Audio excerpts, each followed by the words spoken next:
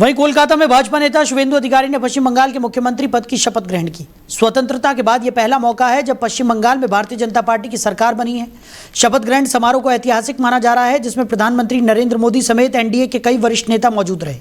प्रधानमंत्री नरेंद्र मोदी की मौजूदगी में यह कार्यक्रम हुआ। मुख्यमंत्री पद की शपथ लेने के बाद शुभेंदु अधिकारी ने प्रधानमंत्री नरेंद्र मोदी और मंच पर मौजूद एनडीए नेताओं का अभिनंदन किया। समारोह के दौरान भाजपा कार्यकर्ताओं और समर्थकों में भारी उत्साह देखने को मिला। पश्चिम बंगाल में बीजेपी की इस जीत को राज्य की राजनीति में बड़े बदलाव के तौर पर देखा जा रहा है। लंबे समय बाद सत्ता परिवर्तन के साथ बीजेपी अब राज्य में अपनी नई राजनीतिक पारी शुरू करने जा रही है। नई सरकार से विकास, कानून व्यवस्था और संगठनात्मक मजबूती को लेकर बड़ी उम्मीदें जताई जा रही हैं। अब सबकी नजर मुख्यमंत्री शुभेंदु अधिकारी की कैबिनेट और सरकार की प्राथमिकताओं पर टिकी हुई है। शुभेंदु अधिकारी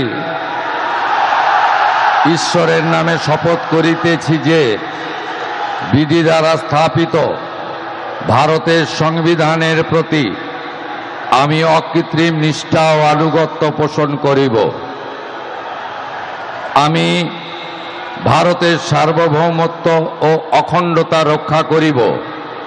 पश्चिमबंग राज्येर मुख्यमंत्री रूपे आमार कर्तव्य समूह निष्ठापूर्वक एवं विवेकसम्मत भावे निर्वाह करिब एवं भय बा पक्षपात प्रीति बा विद्वेष रहित हइया सकल श्रेणीर जनगणेर प्रति संविधान और विधि अनुसारे